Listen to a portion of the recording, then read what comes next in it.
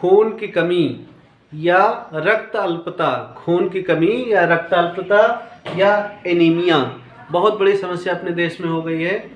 अपने देश की, हमारे देश की जो जनसंख्या ज़्यादातर युवा है, लेकिन आज की तारीख में ज़्यादातर लोगों में एनीमिया की दिक्कत है। तो एनीमिया क्या है, इससे क्या समस्याएं आ रही हैं, उसके बारे में हम डिटेल में आज जानते हैं। बहुत ही ज़रूरी है इनके बारे में जानना, तभी हम एनीमिया से बच सकते हैं। इसके बारे में हम आज चर्चा करेंगे डिटेल में, क्योंकि एनीमिया बहुत ही घातक बीमारी है, इससे बहुत से लोगों की जान जा रही है। एनीमिया क्या है, तो WHO के अनुसार, WHO वर्ल्ड हेल्थ ऑर्गेनाइजेशन, इसके अनुसार एनीमिया ऐसी बीमारी है जिसमें क्या होता है कि हीमोग्लोबिन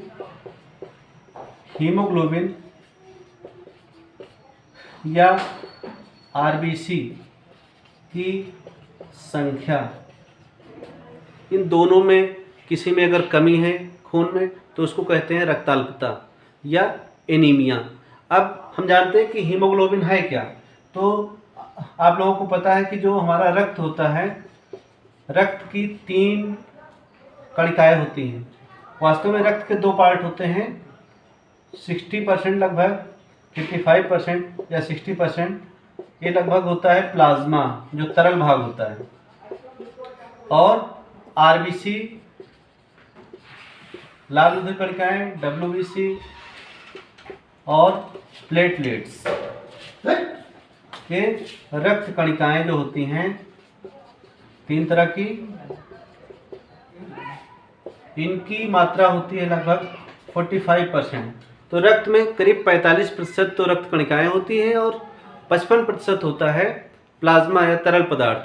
अब होता क्या है कि जो RBC होती है, RBC इसी में होती है हीमोग्लोबिन। हीमोग्लोबिन क्या है, हीमोग्लोबिन एक प्रोटीन होती है जो लाल रंग की होती है, लाल रंग की प्रोटीन है।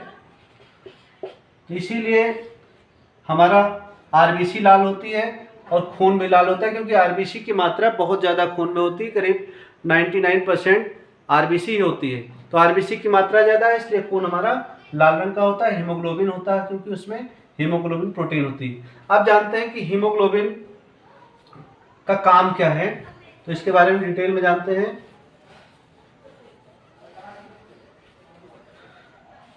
हीमोग्लोबिन जो होता है, हीमोग्लोबिन एक ऑक्सीजन O2 और CO2 का परिवहन करता है। परिवहन का मतलब लाता ले जाता है। ऐसी प्रोटीन है RBC की जो रक्त में ऑक्सीजन और कार्बन डाइऑक्साइड को लाती ले जाती। कैसे ले जाती है उसको समझते हैं कि हमारा जो खून है शरीर में लगातार बहता रहता है, हम लोग सांस लेते हैं और ऑक्सीजन हीमोग्लोबिन में मिल जाती है, ऑक्सीजन वहाँ से ली जाती है और शरीर में पहुँचा दी जाती है। जब श्वसन की क्रिया होती है उसमें ऑक्सीजन का उपयोग होता है, कार्बन डाइऑक्साइड निकलती है, तो कार्बन डाइऑक्साइड वहाँ से हीमोग्लोबिन लेता है और छोड़ देता है जाके फेफड़े में। इस तरह से हीमोग्लोबिन का बहुत बड़ा रोल है। अगर हीमोग्लोबिन की कमी हो जाएगी तो हमारी श्वसन क्रिया रुक जाएगी, एनर्जी नहीं मिलेगी। एनर्जी जब नहीं मिलेगी तो समस्या क्या आएगी कि थकान महसूस होगी, सांस लेने में तकलीफ होगी,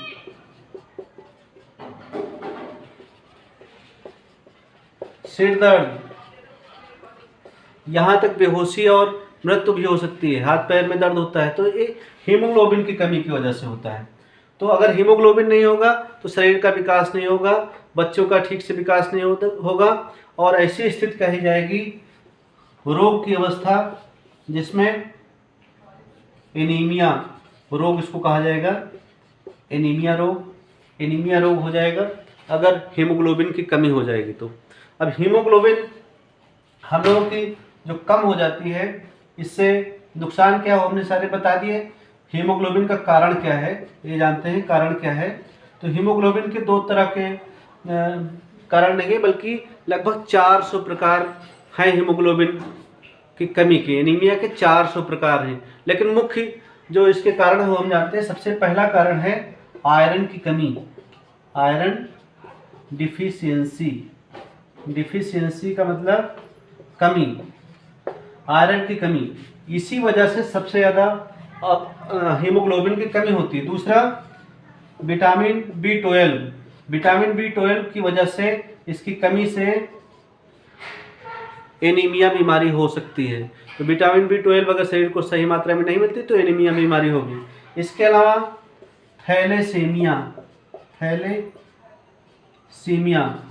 थैलेसीमिया एक आनुवंशिक बीमारी है जिसमें हीमोग्लोबिन जो होती है वो ठीक से काम नहीं करती है, क्योंकि हीमोग्लोबिन में बीटा चेन में कमी होती है, उसमें हीमोग्लोबिन अच्छी नहीं होती है, हीमोग्लोबिन काम नहीं कर पाती। चौथा है सिकल सेल एनीमिया, तो ये भी आनुवंशिक बीमारी है।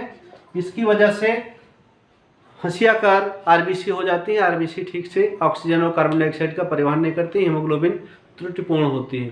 इसके अलावा और भी बहुत से कारण हैं, जैसे एरिथ्रोपोइटिन एक प्रोटीन होती है, एक हार्मोन होता है, हार्मोन जो कि किडनी या वृक्क इसको स्रावित करता है, जो कि आरबीसी को बनाने में मदद करता है, आरबीसी बनाने को प्रेरित करता है। तो इसकी अगर कमी है, इसकी वजह से हो सकती है बीमारी। इसके अलावा कुछ बीमारियां ऐसी हैं जिसमें रुधिर, जहाँ पे रुधिर मज्जा होती है, बोन मैरो जो होती है, हड्डी की जो बोन मैरो होती है, उसमें अगर कमी होती है, कुछ बीमारियां होती हैं, तो इससे खून की कमी हो सकती है। आनुवंशिक बीमारियां कई हैं, तो ऐसे में खून देना पड़ता है, रक्तदान की जरूरत पड़ती है। तो हम देखते हैं कि बहुत से कारण हैं, लेकिन मुख्य कारण क्या है? आयरन डिफिशियंसी और विटामिन B12 की कमी। अब यहाँ पे हम देखते हैं कि इससे निजात कैसे पाया जा सकता है और इसकी मात्रा क्या होती है, आमतौर पे होनी चाहिए। तो आमतौर पे जो एनीमिया का पहला स्टेज है, जो कम होगा तो 11 ग्राम पर डेसीलीटर तक है। अगर 13 से 11 तक अगर आ गया है तो इसको कहेंगे हल्का एनीमिया कहा जाएगा इसको, ये हल्का एनीमिया है। लेकिन अगर इसकी मात्रा 8 तक हो रही है, 8 ग्राम पर DL तक जा रही है, तो मध्यम कहेंगे। और जो गंभीर स्थिति होगी वो 8 ग्राम पर डेसीलीटर से भी कम अगर है खून में हीमोग्लोबिन, तो उसको गंभीर स्थिति कहेंगे।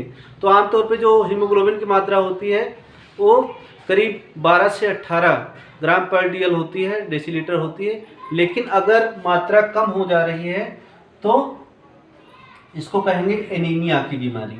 एनीमिया अगर 12 या 13 से 11 तक हो रही है तो इसको कहेंगे हल्का एनीमिया। मध्यम एनीमिया 8 तक हो रही है और 8 ग्राम से भी अगर कम हो रही है तो इसको बहुत ही गंभीर बीमारी कहा जाएगा, गंभीर एनीमिया कहा जाएगा इसको।